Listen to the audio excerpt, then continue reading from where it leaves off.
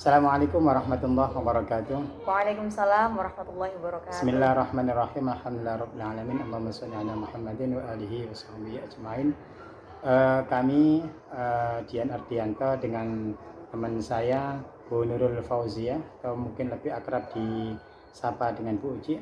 Dalam kesempatan ini kami ingin mempraktekkan praktek untuk coaching supervisi akademik, dan dalam kesempatan ini kita mengawali dengan pra-observasi, karena yang selanjutnya nanti Bu Uci masuk ke dalam ruang kelas bersama dengan para siswa, dan selanjutnya nanti kita laksanakan pasca observasi. Oke gitu Bu Uci nggih? Alhamdulillah. Assalamualaikum Bu Uci. Waalaikumsalam Pak Dian. Alhamdulillah sehat pagi ini. Alhamdulillah sehat-sehat. Mohon maaf sebelumnya ganggu waktunya Bu Uci ya. Sebenarnya kita diskusi sebentar, termasuk nanti sebelum Bu Uci masuk ke kelas melaksanakan kegiatan pembelajaran dengan siswa. Ini kami ingin menanyakan dulu terkait observasi sebelumnya Bu Uci ya, sebelum panjenengan. Alhamdulillah Bu Uci, nanti kiranya Bu Uci masuk di kelas berapa Bu Uci? Insya Allah ke kelas 16. Oh, kelas 16. Oh, materinya bahasa Indonesia ya. Bahasa Indonesia. Tentang apa Bu Uci? Tentang teks anekdot Pak. Oh, teks anekdot. Oh, tujuannya kira-kira untuk materi itu ke anak-anak apa Bu Uci? Insya Allah nanti akan mengambil tujuan pembelajaran menulis teks anekdot berdasarkan komik strip, menggunakan model pembelajaran problem based learning Pak. Karena yang saya ambil ini kan di kelas kurikulum merdeka, jadi memang lebih diutamakan di PBL, problem based learning. Problem based learning itu mungkin modelnya sekilas saja bagaimana? Nanti anak-anak saya berikan komik strip Pak, yang di dalamnya tuh memang ada isu atau permasalahan yang saat ini diperbincangkan di Indonesia, mulai dari isu kemiskinan, kemudian ada lagi pendidikan dan lain sebagainya. Nah, nanti dari komik strip tersebut anak-anak harus bisa membuat kerangkanya terlebih dahulu. Kerangka teks anekdotnya mulai dari awal abstraksi, kemudian orientasi, krisis, reaksi, dan koda. Nah, setelah membuat kerangkanya, nanti saya beri kesempatan untuk mengembangkan kerangka tersebut menjadi beberapa paragraf. Seperti itu. Ini kan di kelas 10 Bu Uci nih. Nah, setelah 10 berarti kan masih baru di tingkatan SMA. Apakah sebelumnya Bu Uci melakukan asesmen dulu supaya mengetahui anak-anak, anak-anak yang memang sudah bisa, ini anak-anak yang masih belum sama sekali, atau gimana?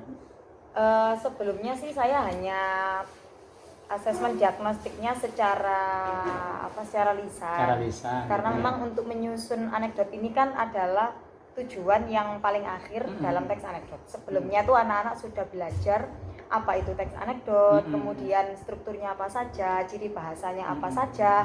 Jadi sekarang anak-anak sudah punya materinya, istilahnya punya alat dan bahannya, tinggal anak-anak nanti menerapkan dalam tulisan yang mereka akan buat, seperti itu. Dan kalau untuk anak-anak sendiri memang kalau saya tanya, kalian pernah membaca anekdot atau belum, itu anak-anak lebih seringnya menonton anekdot Pak. Karena anekdot itu ada yang secara tertulis, ada yang secara lisan. Nah, yang secara lisan saat ini banyak kita jumpai melalui stand up komedi di televisi. Nah, itu anak-anak suka menonton itu. Apakah ada kesamaan dengan anak-anak katakanlah literasi pelajaran-pelajaran, literasi buku-buku yang mungkin novel dan lain sebagainya, ada kesamaan atau enggak ini anekdot ini Bu Uci? Ada beberapa kesamaannya Pak. Memang sumber penulisannya anekdot ini berdasarkan fakta yang ada, karena yang dikritik atau yang diberi sindiran itu kan tokoh yang penting atau tokoh yang terkenal. Tetapi nanti penulisannya tentunya tidak boleh mengambil nama yang aslinya gitu. Jadi tetap harus disamarkan, hanya mengambil isu atau permasalahannya. Nanti anak-anak membuat tokohnya sendiri, dibuat yang lucu. Kemudian alur dan settingnya juga anak-anak membuat yang fiksi. Jadi kalau dengan yang anak-anak baca sekarang novel cerpen itu sama-sama fiksinya Pak. Jenisnya itu imajinasi, cuma berbedanya sumbernya dari fakta yang ada. Jadi model pembelajarannya nanti anak-anak dipakai berdiferensiasi kelompok atau bagaimana Bu Uci? Nggih. untuk masalah pembelajarannya nanti? Nggih, secara berkelompok, Pak. Jadi gitu. anak-anak nanti saya bagi dalam beberapa kelompok. Setiap kelompok akan mendapatkan komik strip yang berbeda. Jadi sekiranya setiap kelompok tidak bisa rundingan tapi hanya bisa rundingan dengan kelompoknya sendiri. Topiknya berbeda-beda juga, Pak. Materi anekdot ini untuk anak-anak kedepannya, manfaatnya cara kontekstual ini ku nopo Bu Uci?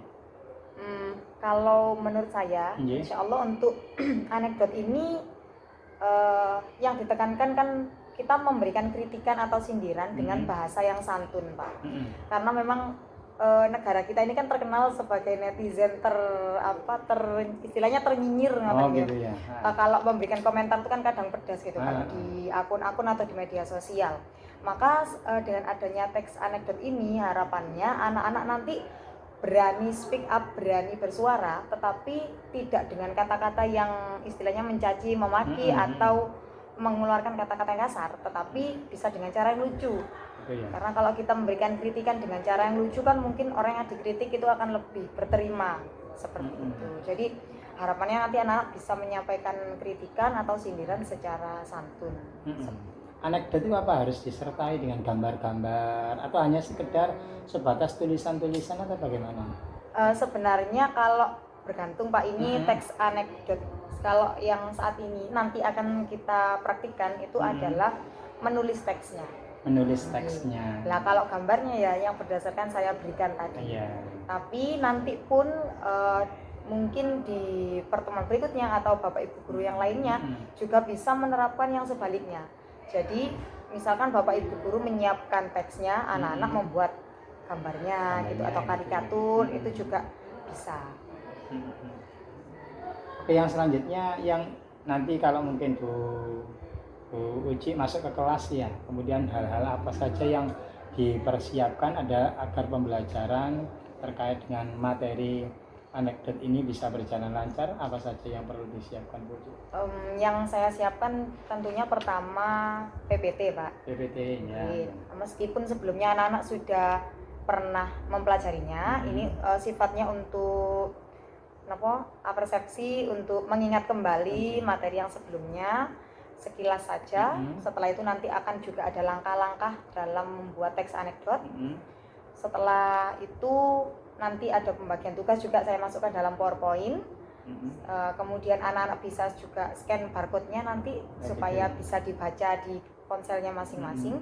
Setelah PowerPoint juga ada karikatur yang saya print, saya cetak. Kemudian ada juga LKPD nanti untuk menuliskan jawabannya anak-anak, bukan jawaban, untuk membuat teksnya itu ya berdasarkan gambar tersebut.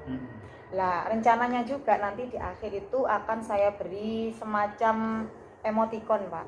Jadi anak-anak setelah selesai menulis nanti kan akan saya minta untuk presentasi. Nah setelah mereka presentasi, teman-temannya nanti bisa memberikan penilaian dengan memberikan emoticon tadi.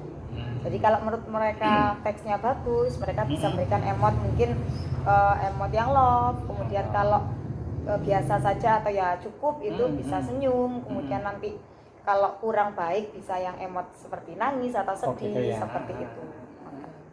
Jadi ini kan tadi Bu Uci di dalam kelas nanti akan menyampaikan dan mempraktekkan pembelajaran berdiferensiasi. Termasuk diferensiasi apa nih? Konten atau produk atau bagaimana Bu? Kalau menurut saya nanti diferensiasi konten. Konten, masuk di konten ya. Karena bahannya tadi yang berbeda-beda, tapi hasilnya sama nanti berupa teks. Berupa teks. Saya termasuk produk nanti ada bentuk seperti LKPD atau bagaimana Bu? Nanti disediakan LKPD-nya supaya memudahkan anak-anak awalnya membuat kerangka dulu. Nanti saya sediakan rambu-rambunya. Baru setelah kerangka jadi, mereka bisa mudah untuk mengembangkan kerangkanya tadi, Pak. Jadi itu nanti yang ingin Bu Uci sampaikan di kelas untuk menyampaikan materi anekdot itu ya. Selanjutnya nanti sebelum nanti Bu Uci masuk ke kelas, ingin saya tanyakan itu nanti kiranya potensi ataupun potensi apa yang ingin Bu Uci kembangkan supaya saya nanti bisa observasi atau kepingin mengembangkan diri Bu Uci dari segi apa nanti? Ini dari segi saya sendiri, Pak ya. Kalau menurut saya yang bisa dikembangkan dari potensi saya tentunya ya kreativitas, Pak. Oke. Jadi saya memang harus mencari karikatur yang menarik untuk mereka supaya bisa mereka kembangkan menjadi sebuah teks anekdot. Selain itu juga saya juga bisa mengajak anak-anak untuk berani bersuara, berani menyampaikan kritikan mereka dengan cara yang santun tadi. Oke, itu hal-hal yang ingin dikembangkan Bu Uci terkait dengan kreativitas tadi itu ya. Kreativitas, baik kreativitas sebagai guru ataupun kreativitas sebagai murid. Oke Bu Uci, mungkin sementara itu saja pra-observasi yang kita lakukan, dan selanjutnya nanti observasi dalam kelas. Mudah-mudahan kita diberikan kelancaran. Amin. Terima kasih, itu saja sementara pra-observasi yang bisa kita lakukan, dan terima kasih atas nama saya selaku observer dan Bu Uci selaku guru. Terima kasih. Assalamualaikum warahmatullahi wabarakatuh. Waalaikumsalam warahmatullahi wabarakatuh.